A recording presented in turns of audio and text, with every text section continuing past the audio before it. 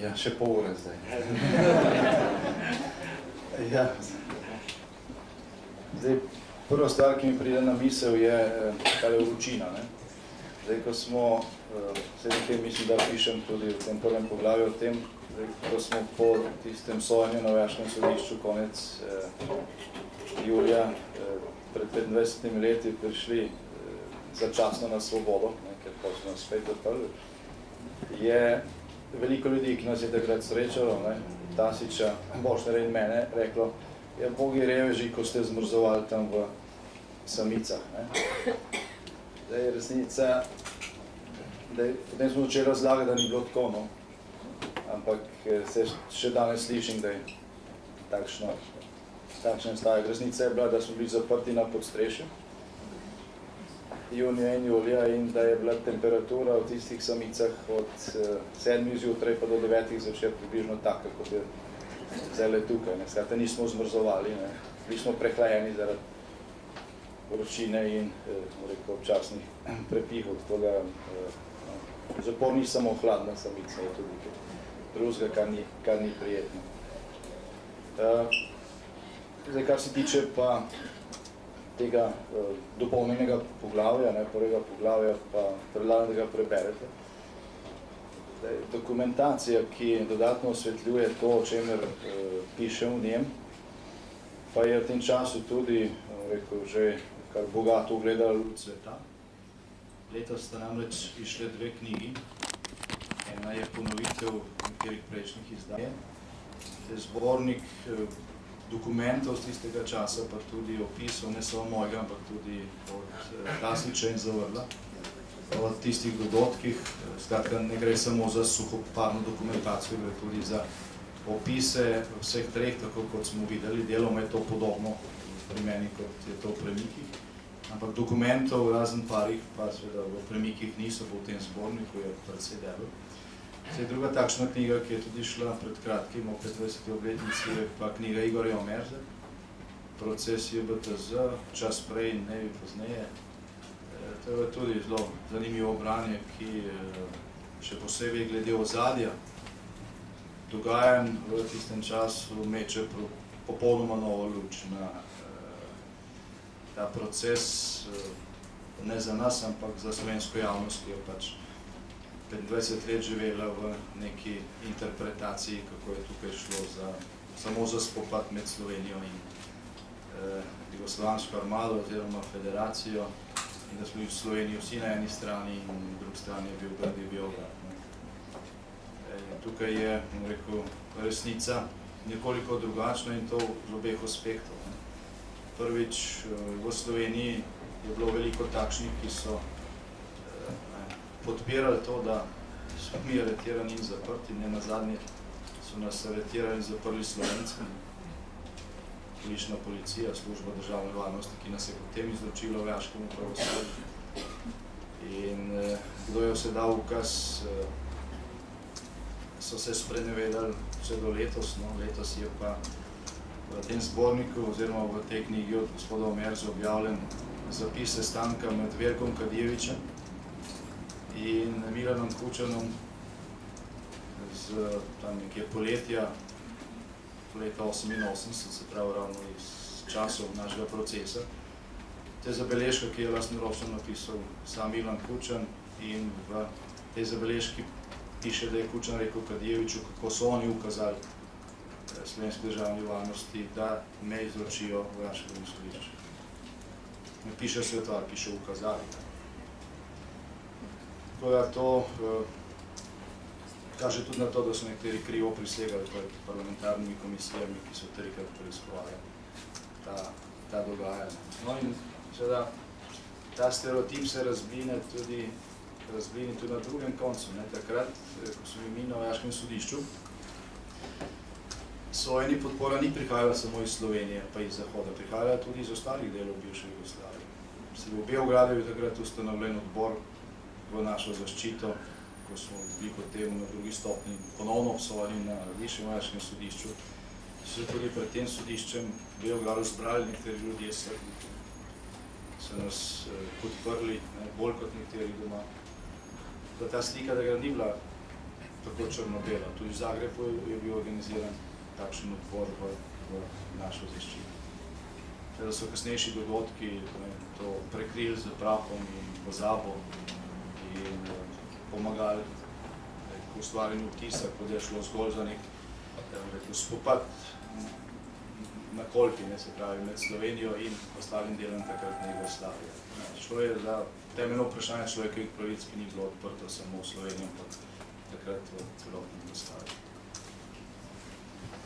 Najlepša hvala. Jaz upam, da s temi besedami smo vas vse dovolj spodbudili k temu, da boste vzeli knjigo v roke, jo prebrali, v njej spoznali veliko novih podatkov, tudi novih zornih kotov in da vam bo pač dala misliti. Sedaj pa seveda, kdor ima kakšno vprašanje za avtorja, seveda tudi za prvega urednika, vabi, prosim. Moramo prebrati, pa ga bomo vprašati. Vesno. Prosim. Včeraj je potekal posvet v Državnem svetu okoli časa osamosvajanja in po tem posvetu je bilo v medijih zaznati dve zanimive izjave. Ena je bila izjava aktualnega ministra Jakiča, ki je povedal, da je seveda velika zahvala slovenski vojski za čas osamosvajanja. Predvsem pa politikom iz leta 1985, ki so začeli proces osamosvajanja. Druga je bila izjava gospoda predsednika tedanjega Milana Kučana, ki je povedal, da je po več kot 20 letih čas, da to obdobje naše osamosvojitve ocenimo objektivno, brez ideoloških obremenjenosti. Točno prav. Zato me, gospod Janša, zanima, če lahko v kratkem pričakujemo oceno, da nas je pravzaprav osamosvojila Slovenska partija s pomočjo jugoslovanske vlade.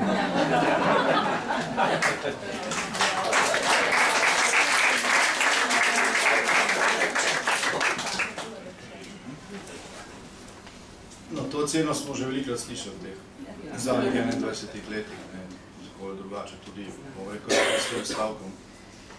Zdaj prej gospod Logar omenil, mislim, da to gospod Zorn se opravičujem, da sem jaz skušal v premikih nekatere stvari napovedovati tako neskromno, tudi za naprej.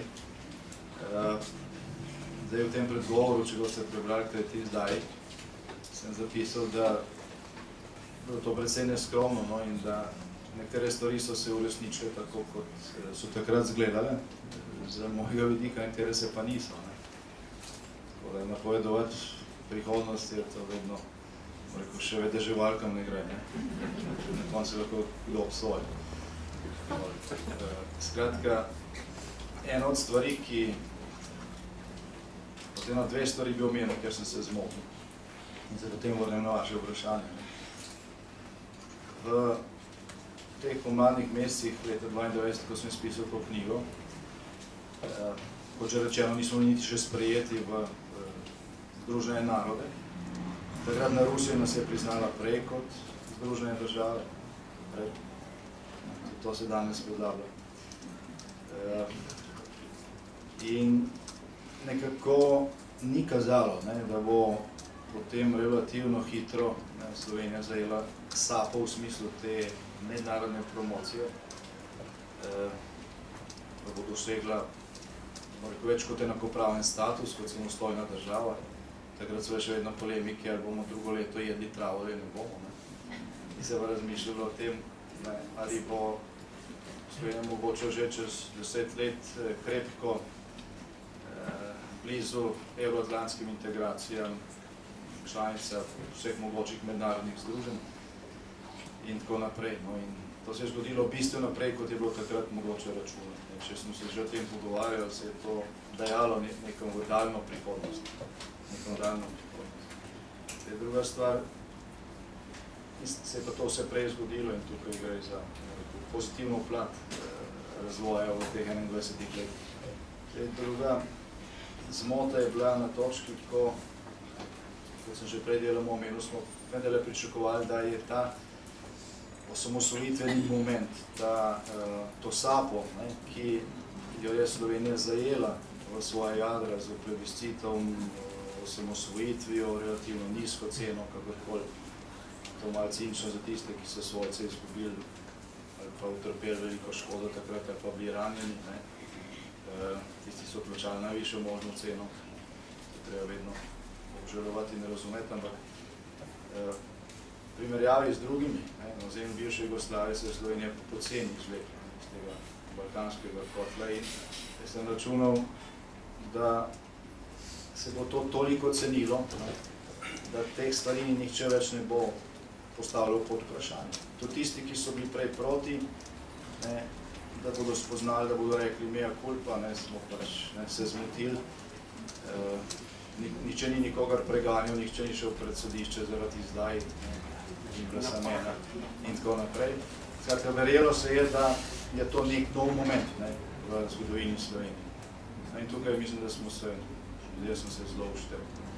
Že meni leta 1992 nekdo rekel, da bodo po slovenskih oziroma ljubljanskih trgih leta 2012 pa 2013 skakali z jugoslovanskimi zastavami pa z simboli poražene armade in da bodo te simbole stlačili celo v programe in scenarije državnih prireditev, bi mi se rekel, da je nor.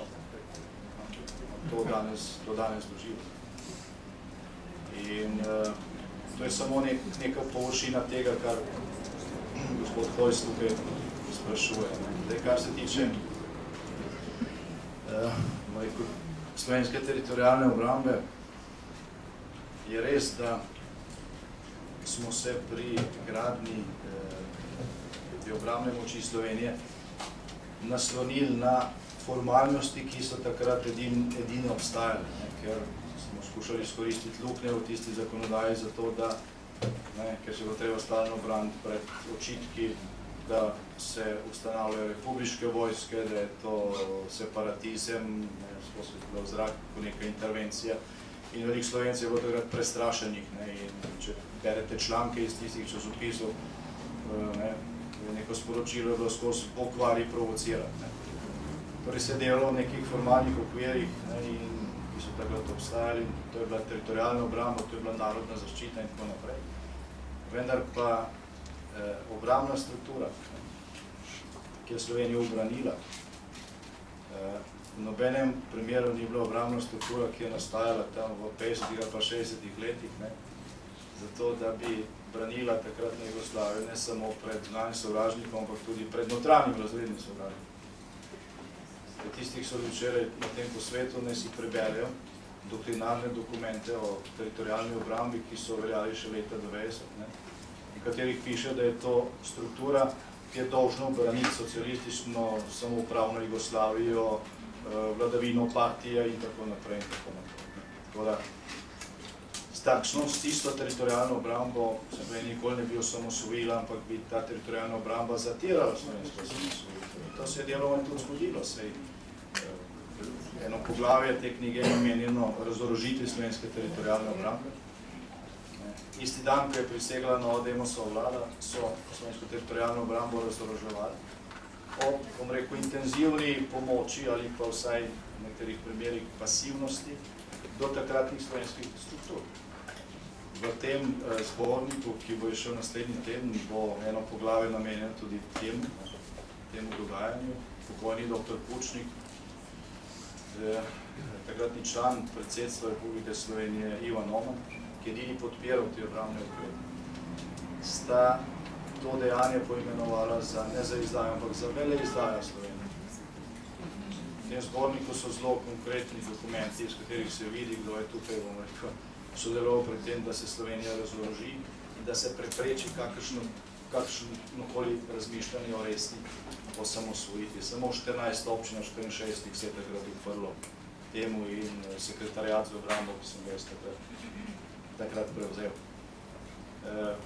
Mislim, da je bila ura 15. maja 1990, ko je ravno prisegla Demosova vlada, mislim, da je bila ura tam nekje okrog enih popoldan, ko je takratni predsednik Slovenske skupščine France Bučar sklical nek krizni sestanek zaradi teh poročil, ki so prihajala iz občin, češ da jugoslovanska armada razorožuje slovensko teritorijalno obrambo. Je tam bil tudi predsednik predsedstva Kučan, ki je funkcije prevzel že prej, ker je predsedstvo se prej konstituiralo pod vlado.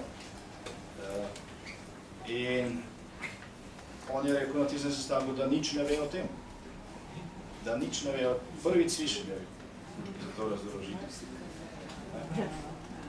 Zdaj, že nekaj tednov kasneje se je to izkazalo za debelo laž, no, in v tem zborniku, ki bo še naslednji teden, je mnogo dokumentov, v katerih, ker smo zbrali takrat to dokumentacijo strani občinskih štabov za teritorijalno obrambo in tako naprej, v katerem takratni poveljniki, ki jih je že partija prej nastavila, teritorijalne obrambe razlagajo, kdaj so koga obvestili o tem, da je prišel ukaz. Gospod Kučan je bil dokazano obveščen mnogo prej.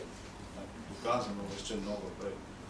Poleg tega je v nekem intervjuju rekel, da so vse vedeli, kaj pripravlja ILA in jasno, da so tudi obveščeni o teh zadevah. V tem kriznem sestanku pa je gospod Kučan rekel, prvič slišim. V knjigi je tudi objavljena tako imenovana deklaracija za mir. To je dokument, ki so ga lansirali slovensko javnost v začetku februarja leta 1991.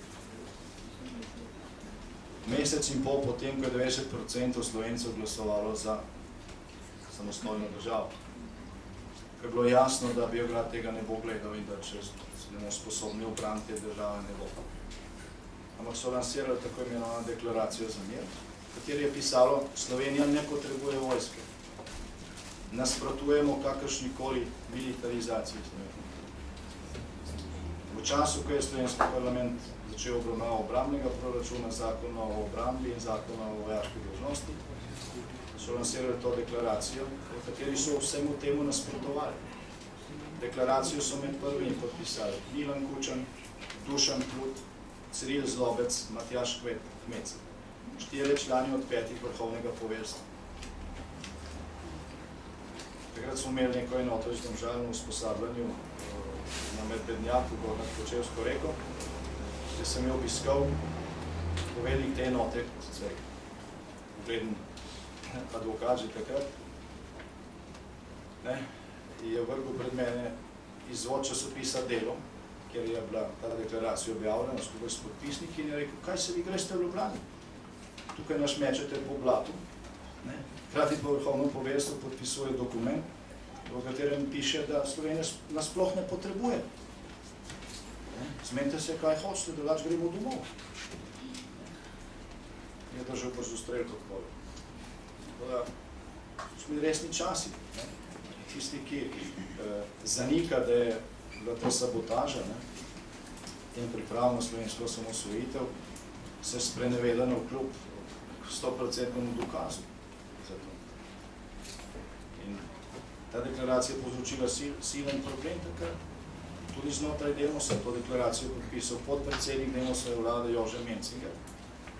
Podpisal je že prej omenjeni Dušan Plut, ki je predsednik stranke Zelenih. In podpisal je predsednik mladih krščanskih demokratov Primož Bulc. Ni šlo samo za neko, jasno, ko se je lansiralo drugot, ampak podpisovali so tudi mnogi, ki so jih naivno prepričali ali pa so imeli kakšne druge kalkulacije, da mora biti tukaj zraven. Če bi se stvari odvijale, v skladu z željami iz te deklaracije, samostojne Slovenije nikoli ne bi bilo. Nikoli. Premikov ne je nič, kar o teh dogodkih govori. In še o koncu, kar se tiče teritorijalne obrambe. Ko je Demosova vlada dobila to darilo od slovenskih komunistov in ILA, se pravi razoroženo teritorijalno obrambo, takoj po prisegi, je bila goloroka. Jaz sem prišel na ministrstvo za obrambo, ki se takrat imenovalo še sekretarjat, in da je moj predhodnik tam, gospod Kušar, kasnejši predsednik Desusa, tudi ni nič vedel o razorožitvi. Pojma nimam. Odkrili smo že naslednji dan polno dokumentov, na podlagi katerih jasno, da se je lagal. No in prepustil mi je sekretariat za obrambo, ki kao ni nič vedel o razoroževanju teritorialne obrambe in blagajno, ker je bila ena stara pištola, no, to je bila takratna slovenska obrambna moč. To, kar je pač imela policija, ki je bila na začetku tako glavni faktor varovanja, to treba odkrito priznati. Mi smo takrat morali namesto te razložene teritorialne obrambe oblikovati popolnoma novo strukturo. To je bila manevrska struktura narodne zaščite, v katero ljudi, ki pač niso bili pripravljeni braniti Slovenijo, ne glede na to, kakšne čine so premeli teritorialni obrambi, enostavno nismo poklicali. To so bili v glavnem vsi z visokimi čini v takratni teritorialni obrambi. Višji je bil čin, bolj je bil za Jugoslavijo in manj je bil za Slovenijo. Takrat je bilo v jugoslovanski armadi tudi za 14 generalov slovenskega rodu. Nihče ni prestopil. V tem sem se osebno pogovarjal, smo jih nagovarjali, da bi pač vendarle prišli teritorialno obrambo, niti slučajno, niti eden od generalov. So pa mnogi na stotine nižjih častnikov, ki so posneje posredovali tudi zelo uporabne informacije o dogajanju. Skratka, mi smo morali zgraditi novo strukturo, se je imenovala manevrska struktura narodne zaščite, ki je delovala od maja do oktobra leta 90, zaradi tega, ker je bila, rekel, od partije vzpostavljena in nadzorovana teritorialna obramba razorožena, ker se je določeno število posameznikov temu uprlo in so bili kasneje oni tudi okostje slovenske vojske.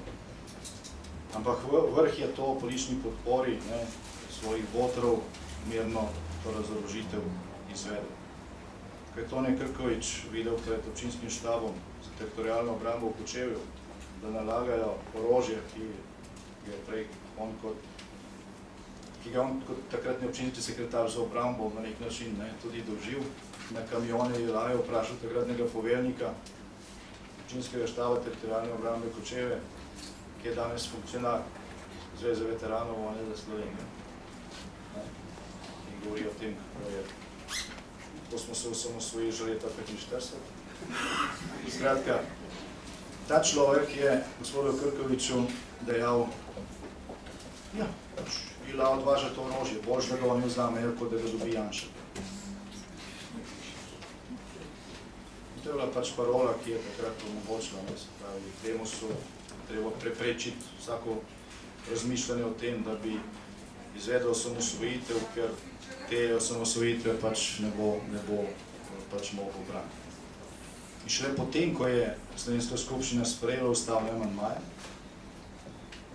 jeseni leta 90, in ko smo teritorialno obrambo iz prejšnjih jugoslovansko-komunističnih okvirov prenesli v slovensko, ohranili pa smo to ime zaradi že prej povedanih političnih razlogov, ker nismo hoteli navzven provocirati z imenom Slovenska vojska, že takrat, če bi šlo za Slovensko vojsko in tudi po amandmajih, ki jih je takrat Slovenska skupščina sprejela, je bila to struktura podrejena slovenskim organom. Od takrat naprej se je potem ta umestna formacija manevrske strukture narodne zaščite prelila v novo teritorialno obrambo, oziroma v de facto slovensko vojsko, ki je Slovenijo obranila. Res je bilo v tej strukturi veliko ljudi, ki so bili tudi prej v slovenski teritorialni obrambi, ampak so bili v glavnem ljudje, ki so se stehtali v tem glavnem testu, ko se je bilo treba čez noč odločiti, ali boš oddal orožje ali ga ne boš oddal. In kot rečeno, večina takratnih kadrov v teritorialni obrambi tega testa ni opravila. Manjšina ga je opravila. Tista manjšina je potem novo strukturo zgradila. Danes je pa tista večina, ki testa ni opravila, najglasnejša na takšnih posvetih in tudi v tako imenovani organizaciji Zveze veteranov vojne za Slovenijo. Njen prejšnji predsednik je 2 leti nazaj na neki proslavi v Postojni.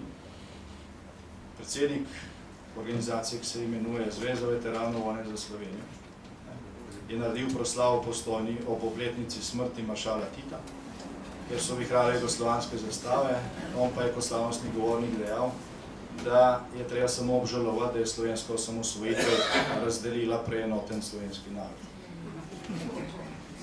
Torej, prišli smo še dlje kot kaže vprašanje, ki ste ga postavili. Zato je seveda skrajni čas, da se o nekih stvareh govori drugače, kot se je leto 92, ko smo pričakovali, da bo to kar vse pozabljeno, da se Bogu reče Bog in da se končno objavi tudi dokumentacija, ki kaže na posamična, čist direktno izdajalska dejanja v tistih časih, ki bi jih morali sankcionirati, pa jih nismo. Še?